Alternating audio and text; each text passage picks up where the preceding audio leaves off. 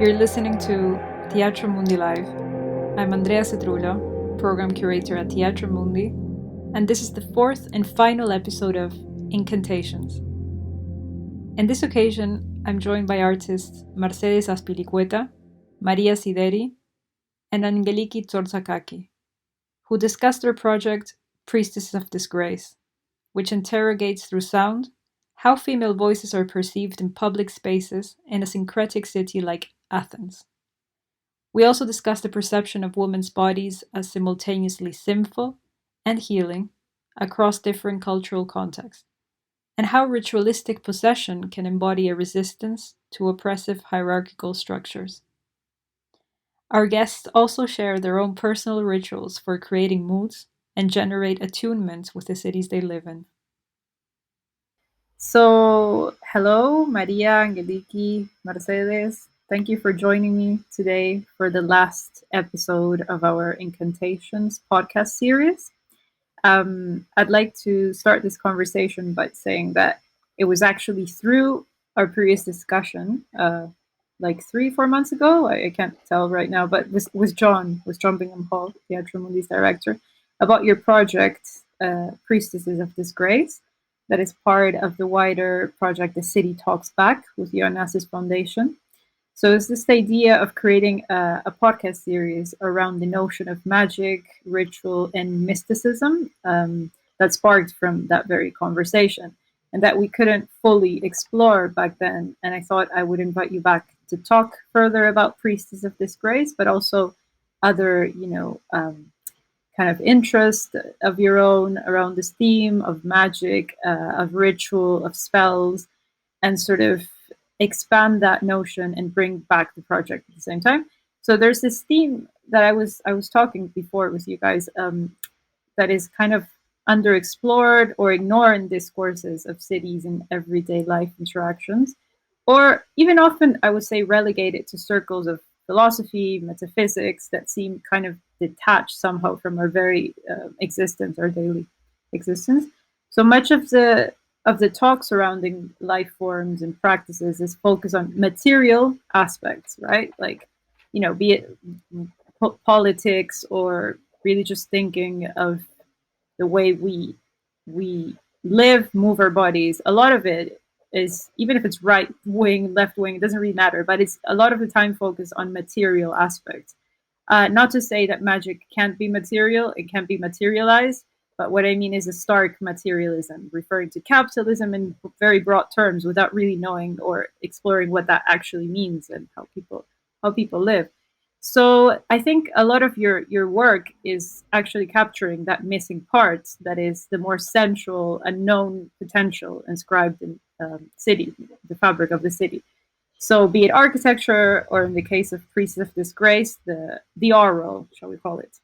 So I'll leave the three of you to introduce yourselves briefly and maybe talk about Priestesses of Disgrace, how it came about, what the methodology and content of it all is. So shall we start with Mercedes, because you're on my screen? Thank you, Andrea, for the introduction and for the invitation.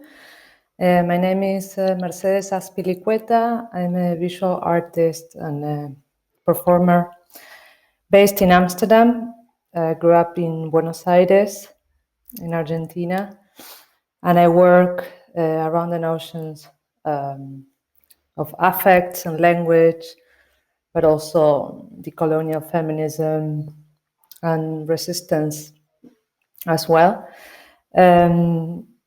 I like collaborating as much as I can, and this is the case with Angeliki and Maria, and the City Talks Back, which it's been a fantastic project since a year and a half, I guess, and we will tell you more about it. But yeah, that's a very short introduction. Angeliki?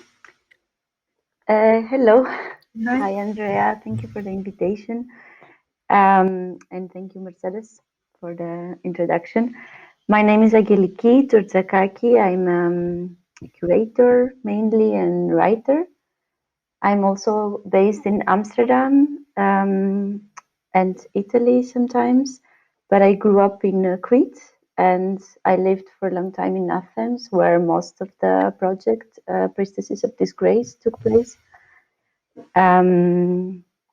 Yeah, and my research is mainly focused on economies of knowledge production from a feminist perspective. I also have a background in economics, so I tend to work a lot around labor and care labor from this lens, and self-organization, let's say, from the same perspective.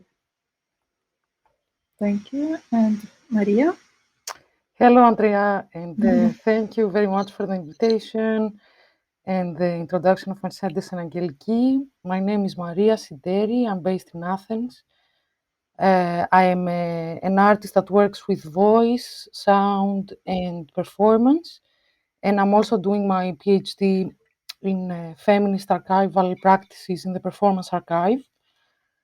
I'm looking a lot through my work at notions of the body in possession, the body embodiment in ethnography as well, and the representation of feminist artists in the Performance Archive.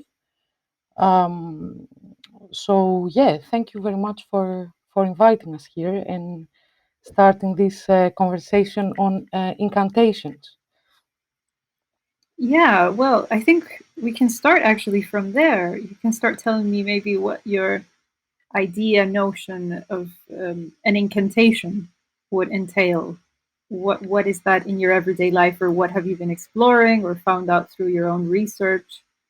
Maria, would you like to start? I know you've been, last time we spoke, you gave me a few examples about these, I think it was 70s Malaysian woman working in electronics factories who organized a collective sort of possession, and where they were being possessed by evil spirits, quite theatrical, and it's reminded me of several films as well. I guess amongst them, the latest one would probably be, I don't know if you've seen it, Atlantics.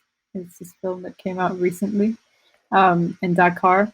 So yeah, I think you could tell us a little bit more, Maria, about those interesting Oh, findings. yeah, absolutely, with pleasure. So I kind of started um, writing as a provocation to this idea of incantation, also like after a conversation with Mercedes and Angeliki, and I I was very interested in the subject already because of my studies in anthropology. So um, looking at incantation as a spell, yeah, a charm or an enchantment, like incantation like involves somehow the use of language, yeah, and there is a kind of very important book in anthropology of Bronislaw Malinowski, who was an anthropologist that worked mainly in the region of New Guinea in the Trobriand Islands.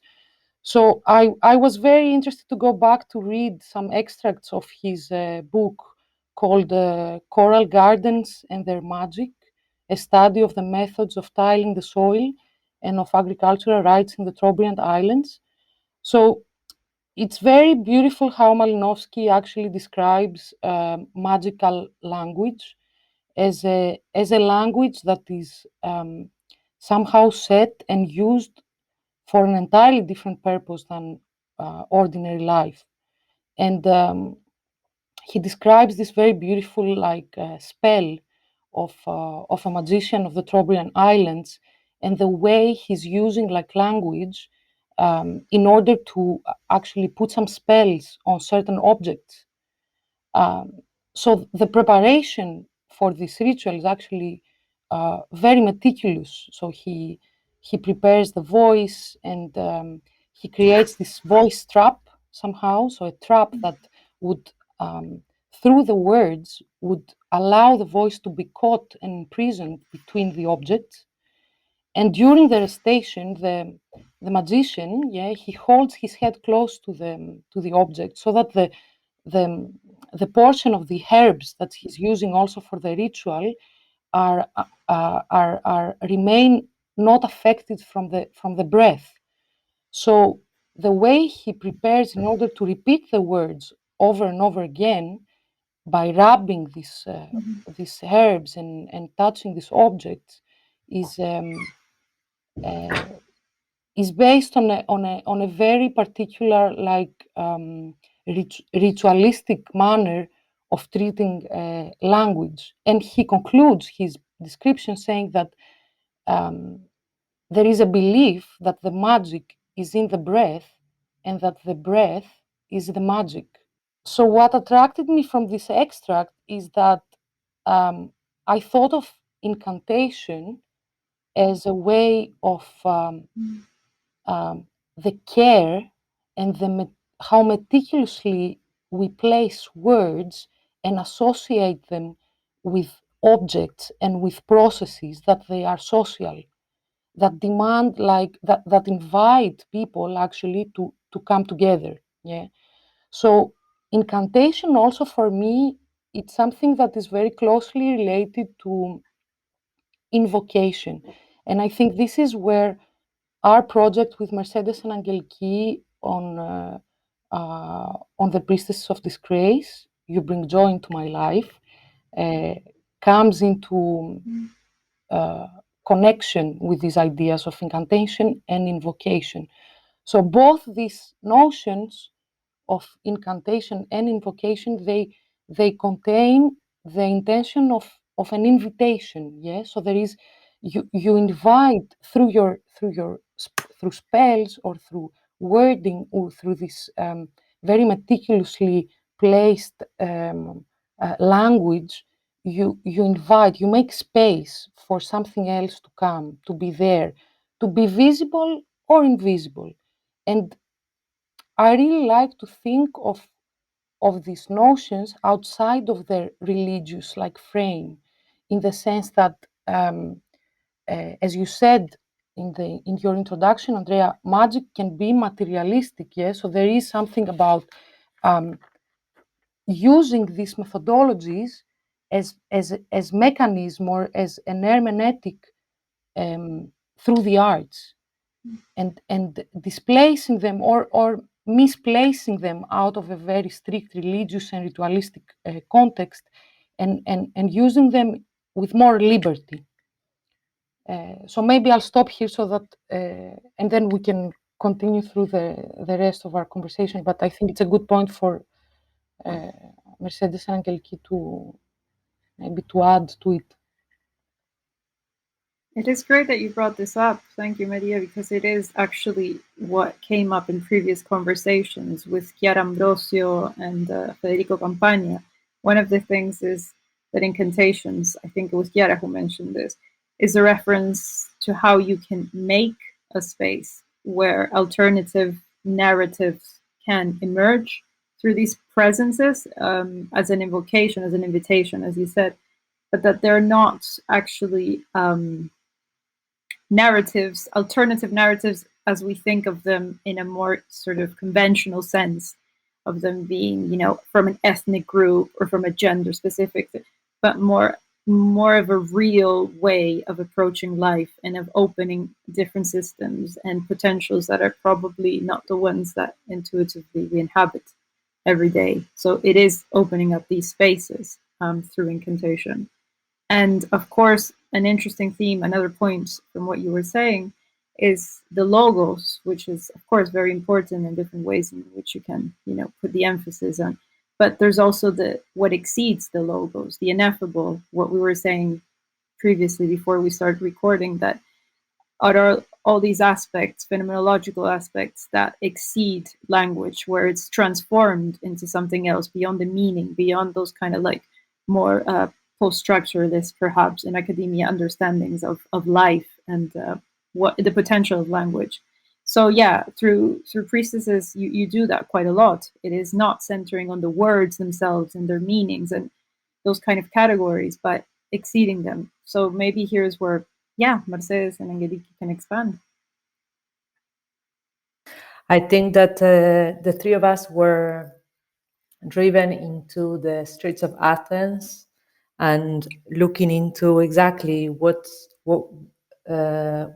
were those places where we could connect in a different way, where language could be more lyrical and would have would kind of resonate in a different way in our bodies. And we ended up in markets, and Angeliki did a fantastic, she collected all kinds of soundscapes in these type of markets. And I think that it is the way we have been working. It's kind of very slow. It's the first, it's some work we do on site, collecting material. Then there is a bit of a laboratory moment when we dissect all those soundscapes and we look for maybe the ineffable, what you were mentioning before, and not necessarily trying to portray or convey a particular story because it's in the market or connected to a particular narrative that it's happening at that moment, but something that we can distill, that's the word, from all these different sonic elements. And we had an experience. We did a performance last year. We wrote a script and voiced it and read it, and combined it with clips from these different streets and public spaces. We spent some time, and at the moment we are working on a second chapter of that experience, hopefully to be played in Athens, broadcasted from Athens. But I think that I just wanted to add to what Maria was saying on a personal level. And as I said, growing up in Argentina and Buenos Aires, where cities are much more noise.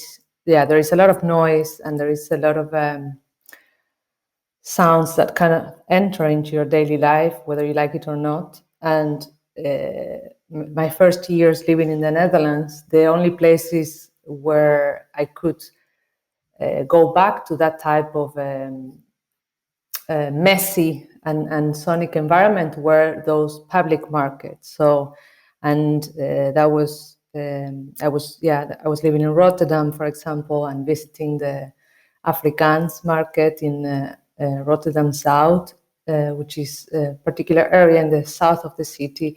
And it was almost like, to me, as an artist, mingling through those streets, it was almost like a religious experience in a way, to be part of that chants that are constantly being voiced, and that they have certain melodies, and there is it's a total mix of different cultures and backgrounds and different languages. It's Dutch, but it's not Dutch at the same time. It's combined with other languages, and so that was already back in 2015, 14, 15. But since then, I've been kind of driven into these sonic spaces within the cities that they kind of inject some vibrant substance from I don't even it's very difficult to put it in words, but that they kind of take over me to a certain extent. And and I think Athens, it has that particular, this type of identity as a city, that the streets kind of speak for themselves and are enchanted to a certain extent. And it's been a very inspiring trip on a symbolic level, like to go into this type of mental but also physical space. Angeliki, I remember you mentioning in relation to the process that Mercedes was just describing of recording the conversations and why you chose to capture those specific spaces. I remember you saying the process was sort of intuitive rather than thought through like rationally or in a more sort of I'll pick this place for these qualities, but you felt the process methodology was through your body, through your own intuition and knowledge that you have of those places. So maybe you can tell us more about that methodology and kind of what you were looking for. Right. So thank you for the question. So indeed, it was very intuitive.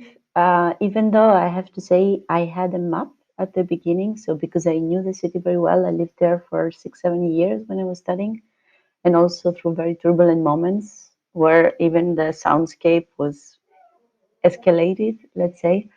But indeed, when I actually went there after Mercedes' invitation to join her in the residency by Teatro Mundi, which was also very exciting, I started working maybe at the places where I initially planned, and then when you stroll around the city, you're kind of called by something, or something caught your attention, or maybe a conversation, and then I just ended up also going like all the way to a different direction, which also relates a bit to what Maria said at the beginning, this invocation to something. So I was a bit dragged by something else.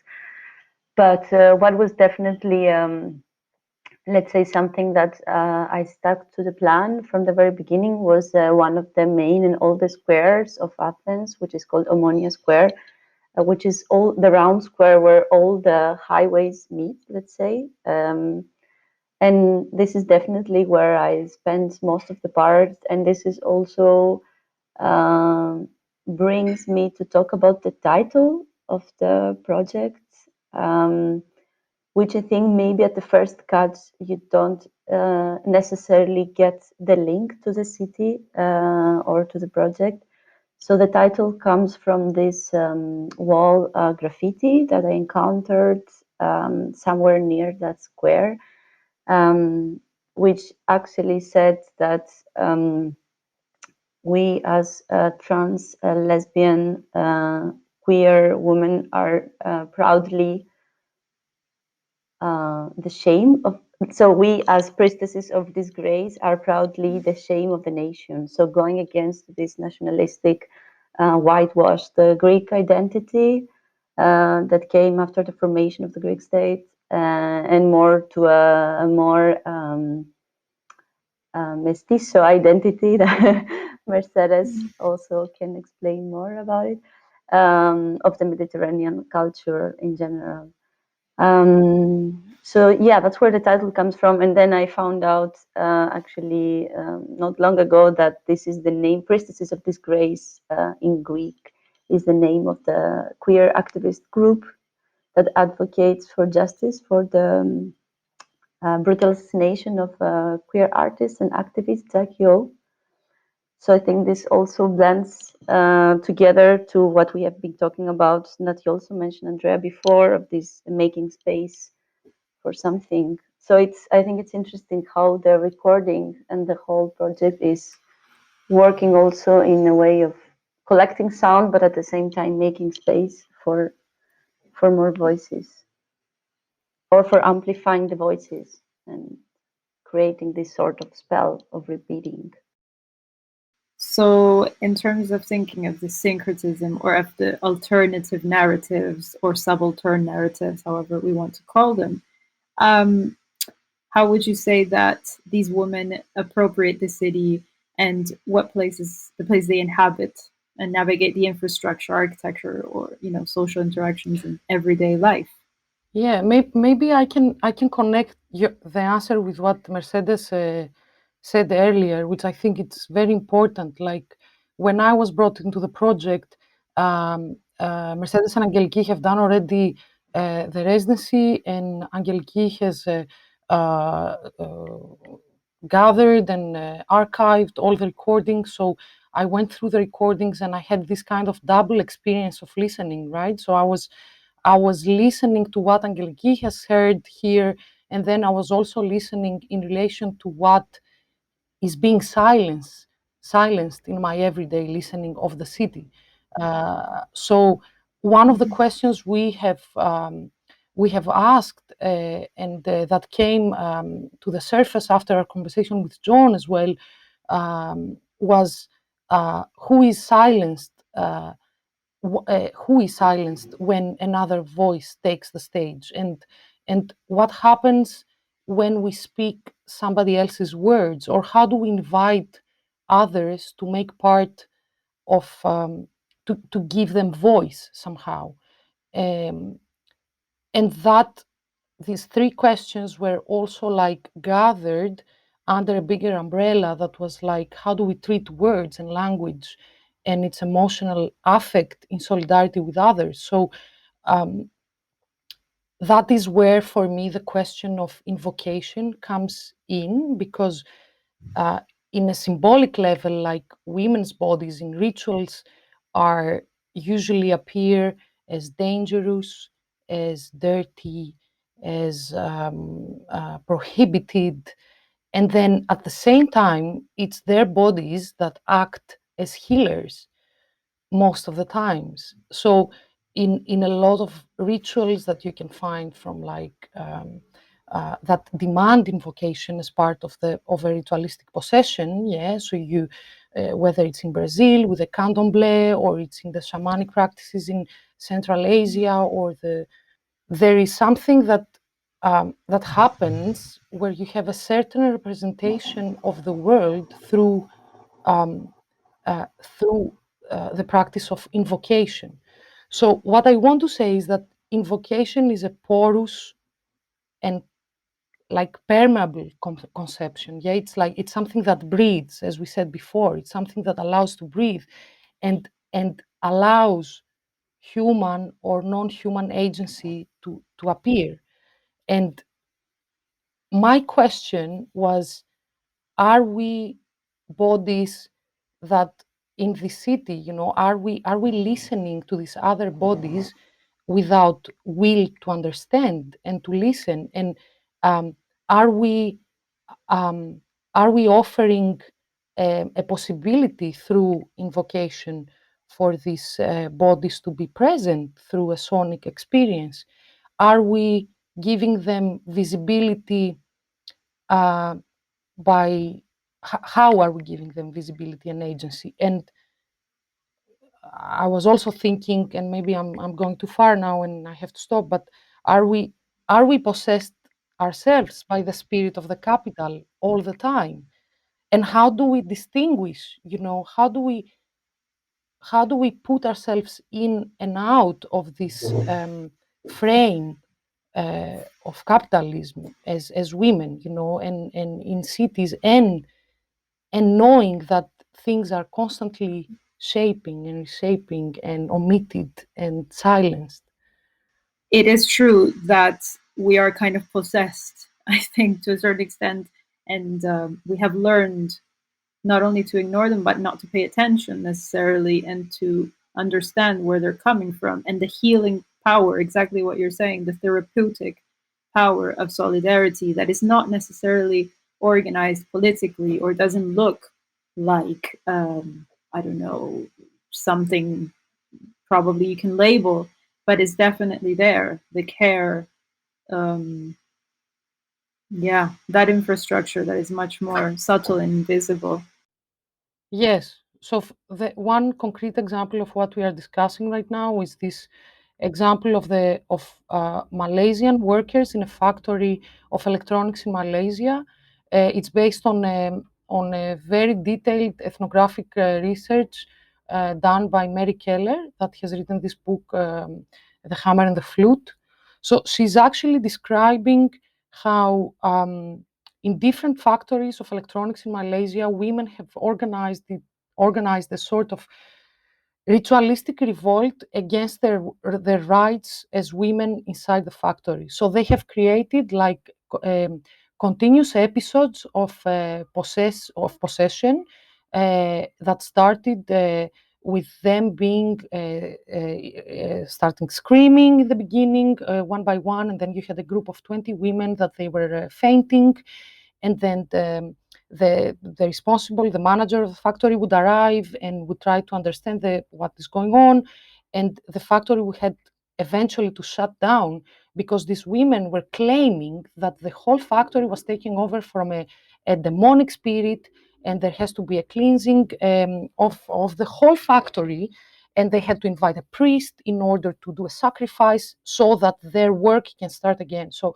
I found this example extremely like amazing in terms of how these women have used their previous embodied experience of communal life and of resistance, yeah, and their womanhood in terms of solidarity for them to reivindicate their rights as workers.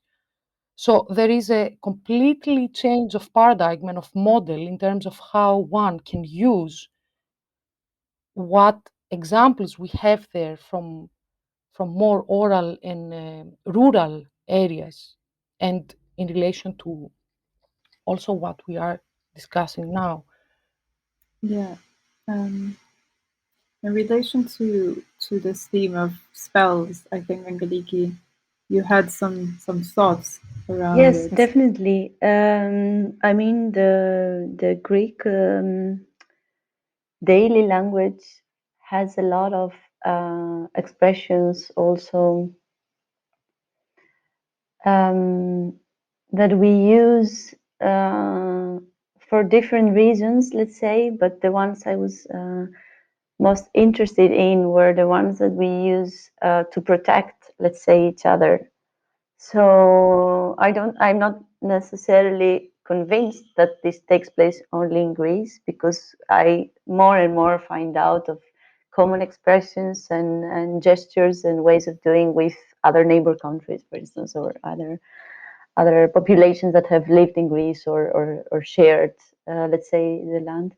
But we definitely have a lot of expressions used to kick out the evil eye from each other, either by spitting on each other, either by verbalizing the spit.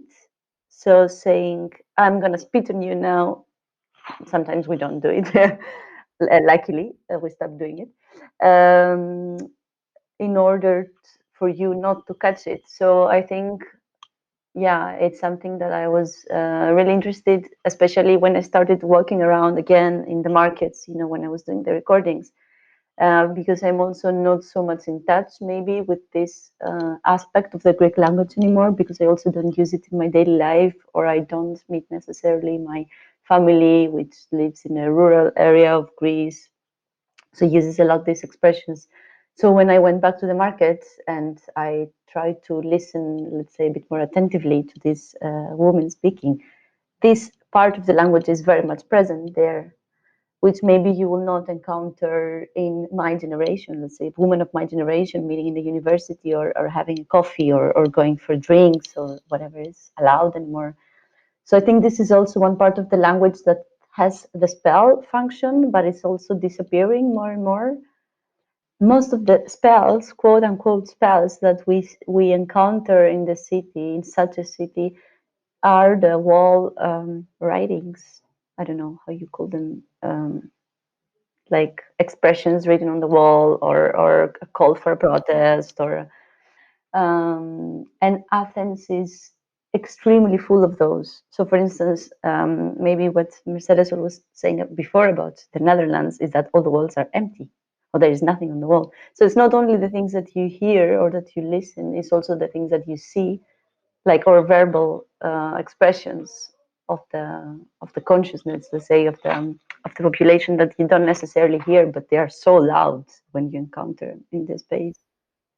No, I just wanted to comment on two different things that Maria and Angeliki mentioned, which is the idea of revolting, when Maria was telling about this factory event, but also Angeliki mentioning the idea of protests in the streets, and I think something that also links our experience in Athens, but also in Buenos Aires and Montevideo, is how the streets are taken by people, and a lot in Latin America but I mean, it's been also happening in Athens, is women marching and protesting for all kinds of,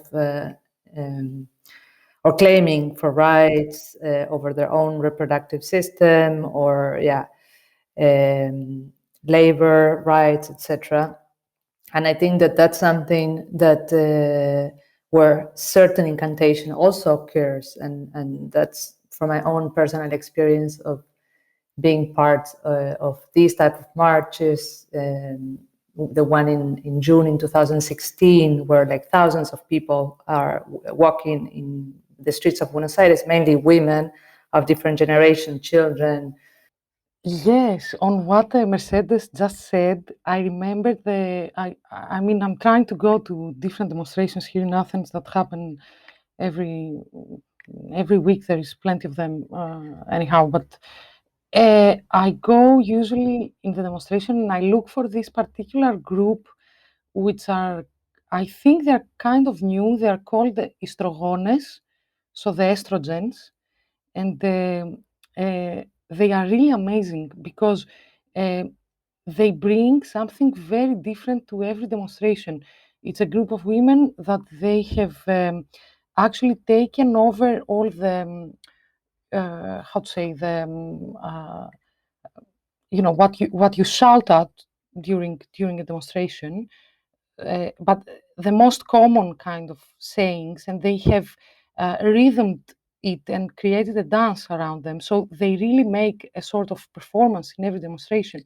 And what I find really amazing with them is that actually it's a group that was not so present in that way before, I think. And maybe I'm wrong because I'm also new to Athens, but it's a new element of it's a voice, I think, that has been silenced, and somehow now it's part of the public space, and they are very regular in terms of when they appear. Like they were in the demonstration on the day against racism and fascism. They were there. They were there of course, on Women's Day. They were there for the Day of the Environment. So there is a presence that is regular, and it's also like a little bit of what we are discussing right now in terms of what has been silenced, and now it's like it's back on the public sphere. It's there, it's present, it's visible. And to close, more or less, I would like to ask you a bit more of a personal question, almost to share with our audiences, and that would be, what are your rituals, incantations, or spells that you use to kind of disconnect or connect to your environment and to see things from a different perspective, and to kind of unlock the potential of magic or of the unknown, things that kind of step out of the frame of reality conceived in the way that we know it, or that is imposed somehow upon us in our everyday rhythms. All right, I can mention something. I have a strong connection with the ruda plant, which I don't know, Andrea, if you probably. Tira ruda, sí. My grandma used to give me some when I Yeah. had some problems. So that's something that I imported or brought with me when I moved here in the Netherlands, and then as much as I can, when I know there is a ruda plant somewhere in the city, I know there is a ruda plant in a particular street here in Amsterdam, outside of a house, and I know that it's better if you steal a bit of it rather than, so then there is always some little mission going at night and having some leaves, and also it depends on the seasons, because some winters are like heavier and then the plant doesn't regenerate, or so it depends. But then I try to, there is a small ritual that I do with it, and it means it's a cleansing ritual, and yeah, I do it in my own house, but in the studio, and also to exhibitions and artworks, and so. Oh, that sounds. I want to try now, Mercedes. That sounds amazing. What you're doing. I'm jealous somehow.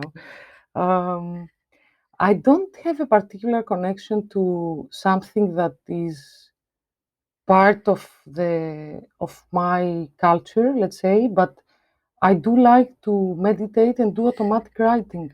So this is something that actually works for me as a sort of like as a regenerative like way of like writing my thoughts, and sometimes I improvise with music as well. So music is definitely a big healer. It's either like listening to it or like playing it. So but I think, yeah, as a ritual mostly is like spending this time to meditate and then like opening this book and then writing thoughts that just come, and somehow collecting. And yeah, I go back to them and reread them, which I always think is not a great idea, but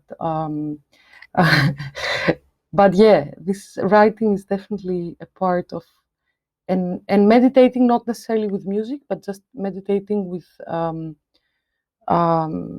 with silence. So trying mostly to, to empty instead of getting more impulse and more more information. So for me, it's mostly about like taking away the references and trying to, trying to work from less symbols to um, to find something. I have a few things. I mean, they're not necessarily, rituals in the strict, let's say, term. Well, speaking of plants, what I started doing recently is I realized how much I get obsessed with the smell of sage. Um, yeah. So at the beginning, I just thought that I just like to eat it, or put it in fresh pasta and butter. But a friend of mine has her own garden, so she sent me actually a box of oils and creams. Also, Mercedes has some, and she sent me also this little bucket of dry sage because it was a bit of a stressful period a few months ago. So she asked me to burn it to cleanse, let's say, the house. And then then I found out that it actually really works, and also as somehow a response to my friend's letter, because she sent it to me for this reason. So I kind of got in contact with her by burning the sage. But then one day a friend of mine walked in, and there was a smell of burnt sage in the entire house, and she's from Palestine, so she said, oh, my grandmother used to do that as well. So there was also like these connections of through this subtle, not so subtle, but smell in the house.